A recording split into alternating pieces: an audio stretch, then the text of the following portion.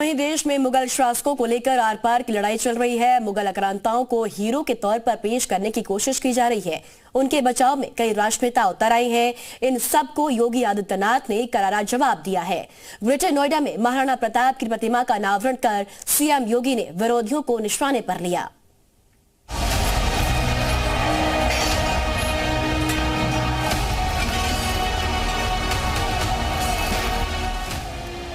कि नायक तो महाराणा है, महाराणा अकबर नायक नहीं हो सकता। ग्रेटर नोएडा की धरती से औरंगजेब ब्रिगेड को, देश के खलनायकों को, अत्याचारी और जुल्मी शहंशाहों को सम्मान देने वालों को योगी आदित्यनाथ का ये करारा जवाब है। राष्ट्रनायक कौन है और खलनायक कौन? योगी आदित्यनाथ ने इसकी परिभाषा लाउड एंड क्लियर बता दी।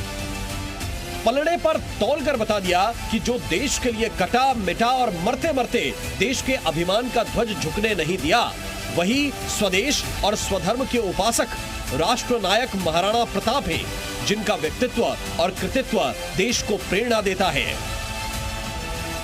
कि नायक तो महाराणा है, महाराणा अकबर नायक नहीं हो सकता। नायक छत्रपति शिवाजी महाराज हैं, जिन्होंने औरंगजेब को घुटने टेकने के लिए मजबूर किया और घुटते घुटते बेमौत मरने के लिए मजबूर कर दिया था। इसलिए नायक छत्रपति शिवाजी महाराज हैं, औरंगजेब नहीं हो सकता। नायक तो महाराणा है, महाराणा अकबर नायक नहीं हो सकता। ग्रेटर नोएडा की धरती से औरंगजेब ब्रिगेड को, देश के खलनायकों को, अत्याचारी और जुल्मी शहंशाहों को सम्मान देने वालों को योगी आदित्यनाथ का ये करारा जवाब है। राष्ट्रनायक कौन है और खलनायक कौन? योगी आदित्यनाथ ने इसकी परिभाषा लाउड एंड क्लियर बता दी। पलड़े पर तौलकर बता दिया कि जो देश के लिए कटा मिटा और मरते मरते देश के अभिमान का ध्वज झुकने नहीं दिया, वही स्वदेश और स्वधर्म के उपासक राष्ट्रनायक महाराणा प्रताप है, जिनका व्यक्तित्व और कृतित्व देश को प्रेरणा देता है। कि नायक तो महाराणा है, महाराणा अकबर नायक नहीं हो सकता। नायक छत्रपति शिवाजी महाराज हैं, जिन्होंने औरंगजेब को घुटने टेकने के लिए मजबूर किया और घुटते घुटते बेमौत मरने के लिए मजबूर कर दिया था। इसलिए नायक छत्रपति शिवाजी महाराज हैं, औरंगजेब नहीं हो सकता। पिछले कुछ दिनों में औरंगजेब का महिमा मंडन किया गया, बवाल खड़ा हुआ। पूरब से लेकर पश्चिम तक, उत्तर से लेकर दक्षिण तक पूरे देश में तूफान खड़ा हो गया। सनातन के दुश्मनों को हीरो की तरह पेश करने की तथाकथित कोशिश हुई तो योगी ने बिना लाग लपेट के सीधी स्ट्राइक की है। महाराणा प्रताप का यह जीवन हम सबको सदैव प्रेरणा देता रहेगा। आज भी कोई चित्तौड़गढ़ जाता है, पूरा देश हल्दी घाटी की माटी को ले जाकर के उसे तीर्थ के रूप में सम्मानित करता है। और याद करिए, ये भारत के अंदर ही हो सकता है। महाराणा तो नायक है ही है। महाराणा प्रताप का घोड़ा चेतक भी हम सब के लिए एक नई प्रेरणा छोड़ करके गया है। राष्ट्रनायक कौन है ये भी साफ है और खलनायक कौन ये भी क्लियर है। पलड़े पर तौलकर बता दिया कि जिसने सनातन को खत्म करने की कोशिश की, जो षड्यंत्रकारी थे, विधर्मी थे, जिन्होंने भारत की संस्कृति को नष्ट करने की कोशिश की, वही राष्ट्र का खलनायक है। महाराणा प्रताप की जब हम बात करते हैं तो स्वदेश और स्वधर्म के प्रति क्या समर्पण का भाव होना चाहिए, इसका उदाहरण मध्यकाल में महाराणा प्रताप के व्यक्तित्व से और उनके कृतित्व से हमें प्राप्त होता है। मेवाड़ के महाराणा की वीरता की कहानियां मुगलिया शहंशाह अकबर के सामने घटाकर दिखाने की साजिश का पर्दाफाश हो रहा है।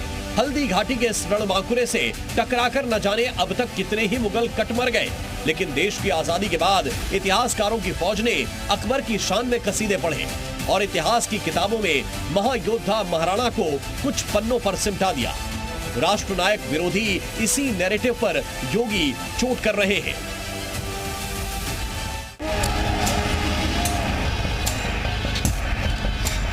पांच मार्च को भी मुख्यमंत्री योगी आदित्यनाथ ने समाजवादी पार्टी पर निशाना साधा था और औरंगजेब का महिमा मंडन करने वाले समाजवादी पार्टी के विधायक अबू आजमी का उपचार करने की बात की थी।